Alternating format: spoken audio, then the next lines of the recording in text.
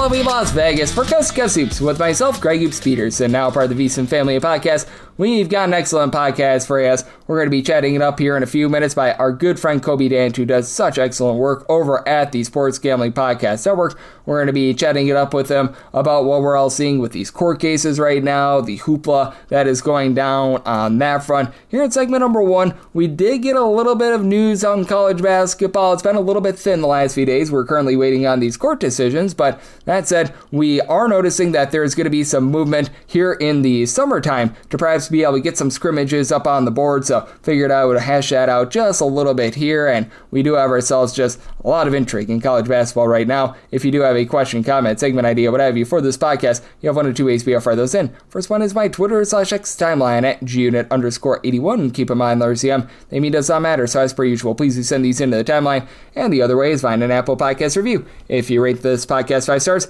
it's very much appreciated from there. You're able to fire them whatever you'd like to hear on this podcast via that 5-star review. And I do beg with you, I do plead with you, please do send in these Twitter/X questions. Lets me know what you want to hear on this podcast and help you guys get set for the greatest college basketball season of all time. Those conference preview podcasts, they're continuing to roll on. I plan on doing the MEAC and the Missouri Valley Conference over the next few days. Missouri Valley Conference probably like Friday, maybe Saturday. I'll hope to do the MEAC a little bit earlier. If not, it'll be done during the weekend/Monday. So that's on tap for you guys. And we did see an interesting idea because the basketball tournament, TBD, that is going on right now. And I don't know about you guys, I never watched TBD personally, even though it is one that I know that a lot of people like. For me, it's just and we saw this report from John Rossi. The NCAA has had recent discussions about the possibility of summer exhibition games between member institutions in the future. It's going to be evaluated moving forward, and I think that this would be great because the biggest thing going into night number 1 in college basketball, sure, you'll get like 1 or 2 scrimmages. Those are typically against non-Division I teams.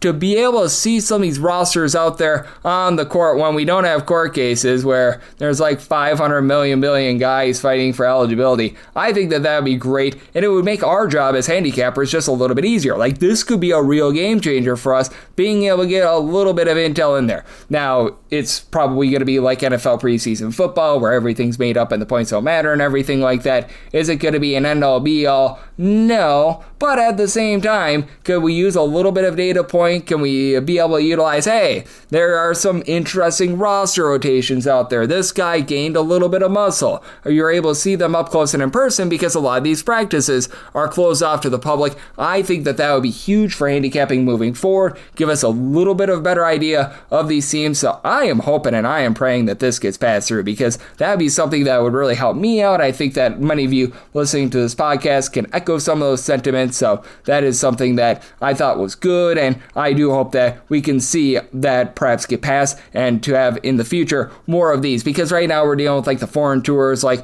Oklahoma State was playing against some team from Puerto Rico. That really doesn't do much of anything for you. Being able to see these teams go blow for blow against a fellow Division I team, I think that would be amazing. So figure that I would lend that piece of news to you guys. And coming up next, how about if we do chat it up with our good friend Colby Dant of the Sports Gambling Podcast Network right here on Coast to Coast Hoops with myself, Greg Hoops Peterson, now part of the VSiN family podcast.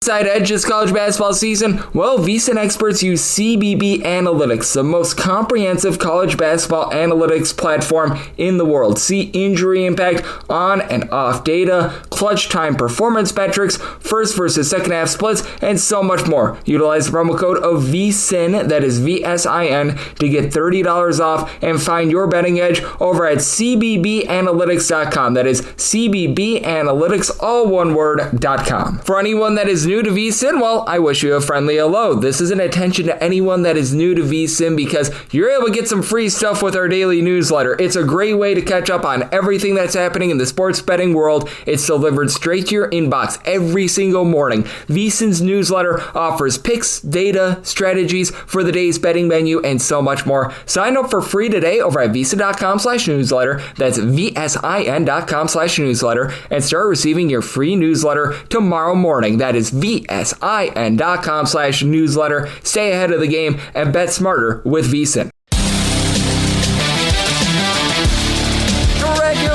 Vegas for Coast to Coast Hoops with myself, Craig Hoops Peters, and now part of the VSiN Family Podcast. Always great to be joined by this man, as we've got Colby Dant aboard. He does such excellent work over at the Sports Gambling Podcast Network, looking at all things college sports. Obviously, they do a great job on the college basketball front. Currently, they are doing amazing work with all their breakdowns of every college football team. I think they're doing an hour apiece for every single college football team, which, when you get down to like the Sun Belt, that's really a labor of love right there. Our guy Colby, if it's football, he does a great job handicapping it. If it's basketball, he does a great job handicapping it. Over at the College Experience, he and Ryan McIntyre, they do an absolutely tremendous job there. And if you're looking for the College Experience's Twitter/X feed for those college football previews, that's TCE on SBGN. And then for Colby Dant, you're able to follow him on the old Twitter/X at the Colby D altogether. And Colby, it's always a pleasure, my friend. Thank you so much. Hey, well, thanks for having me, man. I'm excited to jump on, and always great to talk ball. So, less than 100 days? I see Rothstein's tweets every day, man. Let's go. Absolutely. And maybe we're not going to be getting LeBron James to play college basketball because unfortunately he's now with the Philadelphia 76ers. But hey, we're getting a whole bunch of fifth-year guys that are now applying for eligibility. And how do you take a look at these court cases right now and these guys trying for eligibility? Because it's just unprecedented that we're going to be seeing this many free agents here in the month of August, and just so many guys in general that are going to be trying to join rosters this late in the process. Yeah, well, wait, I saw a few of lawsuits going on. Did I miss them being ruled eligible then?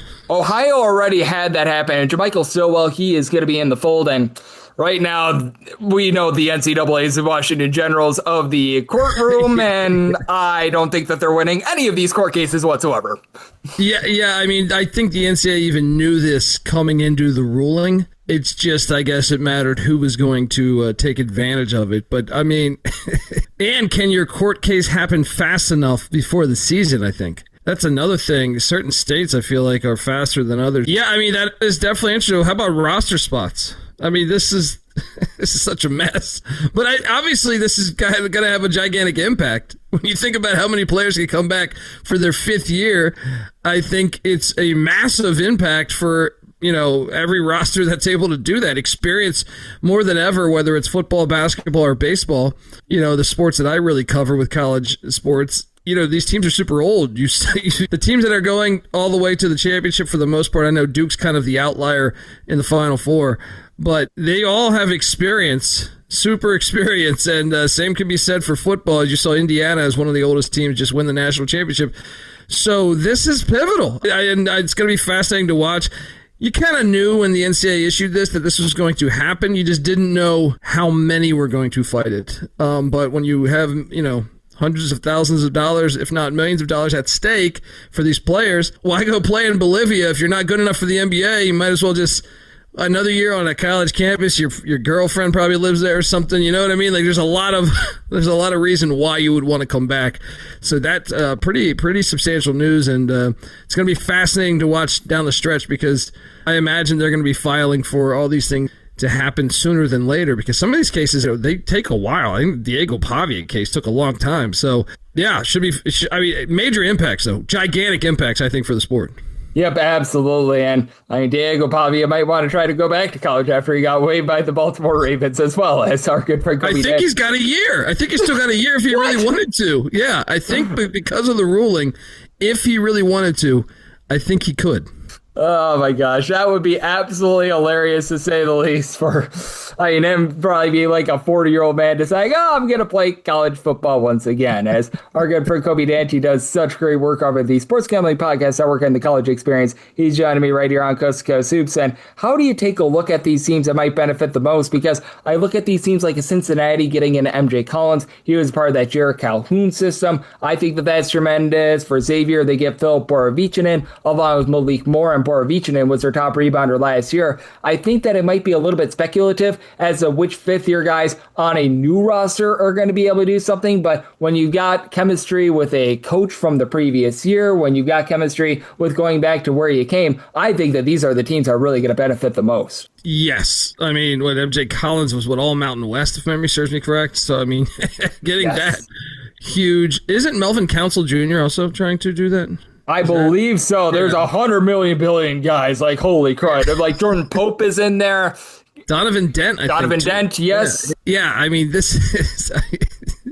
It's terrible for us, Greg, because we're trying to preview these teams, and we're going to find out some of these rosters are going to be completely filled, so they're going to have to hit the portal.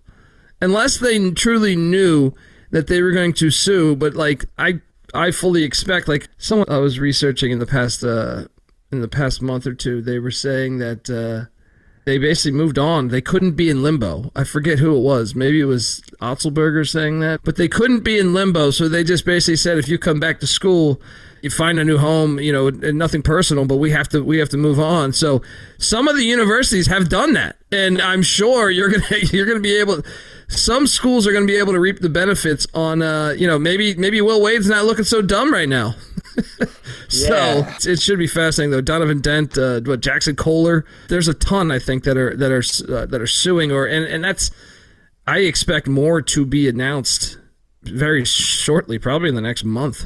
So, yeah, substantial news, and it's terrible for us though that are trying to handicap and project the orders of the conferences.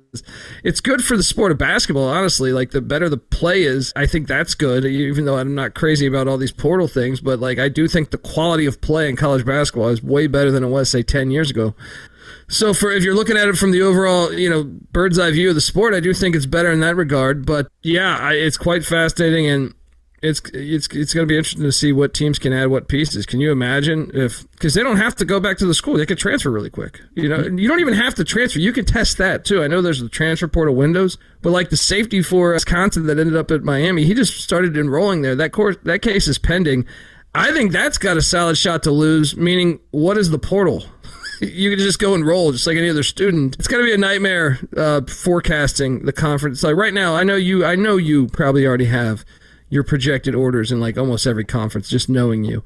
But obviously, if you end up with, say Donovan Dent gets allowed to come back, but he doesn't want to go to UCLA. Say he wants to go somewhere else. Gonzaga. Right? See, that's what I'm saying. So, like, think about what that does for your projection. Whoa.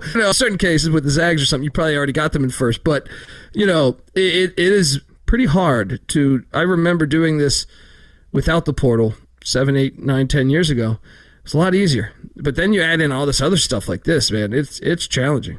Yeah, no doubt about it. This is wild, to say the least. And typically you have a little bit of movement with like a coaching search or two. So you'll have a few guys enter in the transfer portal, like LJ Kaysen, for example. And then we've got this, as our good friend Colby Dant, who does such great work over at the Sports Gambling Podcast Network, joins me right here on Coast to Coast Hoops. And I've been saying this as well. I feel like the big men that are going to get additional eligibility will have a better impact than the guards, just because I think that it's going to be really hard for some of these guards to be able to get down a system sort of on the fly like a Donovan Dent. I feel like Gonzaga would be a perfect fit for him because that's relatively close to what he played over at New Mexico. But if he tried to join a different team, I don't know if his impact would be more than, say, a Jackson Kaler. And I want to get your thoughts there because I do think that a guy like a Jackson Kaler, I know that out there Duke Brennan is another guy that is suing as well. These are the guys that I think can make the biggest impact out of all of these players in the lawsuits. Especially early on, like in November, December, when we're picking games, like that's going to really matter. Donovan Dent,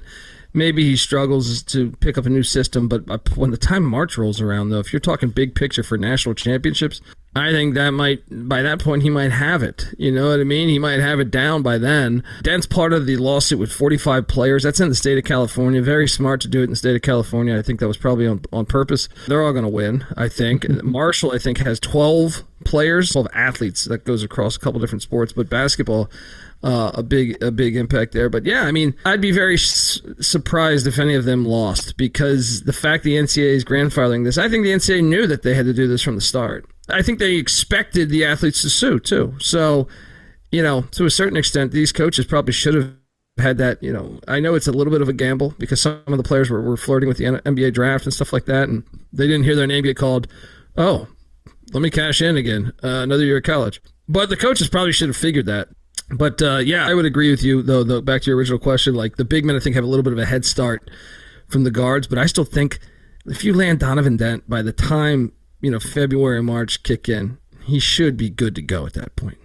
Yep, I think so as well. And you could tell that the UCLA system just wasn't necessarily the best for him. Going to a school like Gonzaga, where it's a little bit more like New Mexico, I think that that would be huge for him as well. And there are so many big names that are out there. And one of those guys has already landed somewhere, Jamichael Stillwell. He was one of those guys that was trying for extra eligibility. He now lands at Texas Tech. That, I think, is massive for them. And how do you take a look at Texas Tech in the hierarchy of a Big 12, where I do think that Arizona has to be your top team along with Houston. Those are your clear top two. A little bit curious about Kansas. Has the game perhaps passed by Bill Self a little bit? And for Texas Tech, had a lot of fear with them not having JT Toppin most likely towards the beginning part of the year. And this is an immediate impact from these lawsuits that I think really benefits a team. 100%, man. You know, Texas Tech was one that you wonder just the injury situation over the past couple of years. I feel like what could have been for Coach McCaslin there. Yeah, I mean, this is once again the Cody Campbell effect. Doesn't matter what sport, even softball, he's got his hands on them fielding, one of the best teams and pushing all the buttons against the NCAA, essentially. So, yeah, I think it instantly makes them I'm with you. I probably wouldn't put them in the top two, but I actually think they're certainly better than Kansas. I'll tell you that. I mean, Kansas, I don't know what's going on there with Self, just his overall health. I thought I saw they got like a $300 million donation in the past 16 months. So I was assuming okay, they're going to come roaring back. But, you look at Houston, and I know Kelvin Sampson's saying there's no, NIL for the most part, but yet it's kind of remarkable what he's doing considering that. And then Arizona, it seems like they're like Tommy Lloyd turning down North Carolina is pretty substantial there. And now that, I know they had some debt, but I feel like they've gotten out of that some and seem to be heading in the right direction. So I think, Texas Tech probably be third or fourth in the conference there. Just blindly off the top of my head. And what's the status? They got a few guys in the portal, right? Yep, they were able to get a few. Some of the biggest guys, obviously, Stillwell, Dre Gibbs, Lawhorn, who comes over, and Cruz Davis. Those are your main guys in the backcourt. Yeah, they're going to be pretty good again. I fully expect them to be hitting on all cylinders, but obviously getting old helps your team, and I think they'll be in the top 4 or 5 there in the Big 12 as the Big 12 continues. I thought it was the best conference of college basketball last year. We'll see about this year. I know the SEC is looking pretty darn strong, but certainly a year ago, the Big 12 was the best conference in the country. Yep, they certainly were, and I think that it's going to be so interesting to see what we get this season out of these conferences as well. And Kobe, we have seen a lot of news over the last few weeks, to say the least, so we'll leave this one a little bit open-ended. Is there a team or two right now that maybe you're just feeling a little bit different about than you did towards the beginning part of the offseason? It can be due to the lawsuits, it can be due to just something else in general, because we've seen a few coaching moves, Brown, Michigan, list goes on and on. It's been a wild July, where typically we are just previewing these conferences and we've got no news. We've had a lot of it here in the offseason. Is there just a team or two that you're starting to feel a little bit different on? I mean, the Michigan one's obvious, I think. But, I mean, I think Boynton deserved a second chance, so I'm excited to see what he can do there. But that one you got to say would have to be number one. I was thinking I'm kind of maybe just because I was at ACC Media Days for football, and I was talking with some people there that cover basketball scene as well. And I'm kind of, a team that maybe I was undervaluing is the Miami Hurricanes this year. Jai Lucas, I thought had a great, first season. LJ Kaysen coming in is huge too. Yeah. That was one where, to me, just talking to some people there, that they seem very optimistic about Miami this season, which, I think I was optimistic, but I don't think maybe not as much as I should have been. So that's one that Adden Lewis from Villanova, and then I believe they have a couple of huge recruits that they like. So the more I think, and they went heavy in the mid-major ranks. So it'll be interesting to see some of the portal gets they got on that bench. Perhaps starting, I'm not sure. We'll see if they can play at the ACC level. They got a guy from St. Peter's. They got a guy from I think it was Robert Morris or Duquesne. Elon, Nick Dorn. Yeah. So I mean, they were going. That's going. And then you're thinking Robert Morris with Deshaun Good as well. That's Good. Right. Okay, that's it. That's the one. Yeah. So we'll see if they can play at that level. Dorn, obviously, I think he can. But Good and then Bland from St. Pete's, I think are going to be fascinating to see. But I mean, way ahead of schedule from year one. was Coach Lucas there, and I think that's another one when you talk about, top teams in the ACC that might be flying under the radar some, because obviously, you got the some of the more blue blood teams like, Duke and Louisville and Virginia and heck, even Carolina, I guess. I don't know what the heck to make out of Carolina. Yeah, that Miami would be one that just, I wouldn't say it was probably my biggest one, but that's where my head's been at over the past couple of days, just thinking about them. Yep, and with the LJ Kaysen ad, I am right there with you on them. And what we saw out of Lucas, you're number one. That guy can coach, so I'm right there with you. And a man that knows his ball, that would be you, Colby. You do such an excellent job over at the Sports Gambling Podcast Network. I know you guys are getting set for a lot of college football right now with all of your tremendous previews over there. You and Ryan McIntyre always on it, multiple months out of the year, whether that be baseball, football, basketball, hockey. If they had lines for college bowling, unfortunately they don't. I'm a former college bowler. I know you'd be doing an amazing job there as well. So love the good people at home. Know it's all on tap for you and how people can follow along on social media and other platforms. Yeah, and cheers, man. Like, it's hard to remember everything. Like, I'm in the weeds with football right now. We preview all 138 teams, an hour to every single team. We're in the 60s right now on that. So, I mean, we're just busting through episodes left and right. So sometimes I feel like right now, a little bit of college basketball news scoots by me right now. So I plan to, around August 20th, go heavily back into college hoops to reassess, but battling for getting every preview done right now. So yeah, you can find me on Twitter, the Colby D, the College Football Experience as well, at TCE on SGPN on Twitter, and then youtube.com/the College Experience. That's a hub for all of our stuff: college football, college basketball, college baseball, Frozen Four hockey. We cover it all. We got obviously been at media days interviewing coaches and players, videos of that, but also all of our episodes. Highly recommend watching them as opposed to listening, but listening's fine too. But yeah, thanks for letting me jump on these airwaves, and it's always great to tune in and just sometimes I forget right there. I'm like, oh shoot, Texas Tech landed that guy, yeah. So appreciate the time, brother. It's always great to be able to get Colby aboard. He does such an excellent job taking a look at this wonderful game of college basketball all 12 months out of the year. And really, if it's college sports, he does a tremendous job. And then Ryan McIntyre has us covered for all the dive bar reviews as well. So he does a tremendous job there, and he joins us nearly weekly. So it's great fun having Colby and Ryan aboard. A big thanks to Colby for joining me on Coast to Coast Hoops, now part of the VSiN Family Podcast. And if you do like hearing from this fine podcast, Coast to Coast Hoops, you're able to subscribe wherever your podcasts, Apple Podcasts, Google Play, Spotify, Stitcher, and TuneIn. If you have a question, comment, segment idea, what have you for this podcast, you do have one or two ways we have fire those in. First one is my Twitter/X timeline at gunit_81. Keep in mind, letters EM, they mean does not matter. So, as per usual, please do send these into the timeline. And the other way is find an Apple Podcast review. If you rate this podcast 5 stars, it's very much appreciated. And then from there, you're able to fire in whatever you'd like to hear on this podcast via that 5-star review. I'm with you guys every single day on this podcast, whether that be regular season or off season. We're going to get those conference previews gassed up a little bit more. We're going to do the Missouri Valley Conference here later on in the week. I'm trying to do the MEAC here in the next few days as well. So we'll try to get those all taken care of. I've been very much focusing on what we've been getting in terms of these court cases, what have you. So it's been very interesting to say the least. And once we get back in season picks and analysis on every single game, every single day. So appreciate you tuning in today. I'll be back with you once we get them out. Thank you.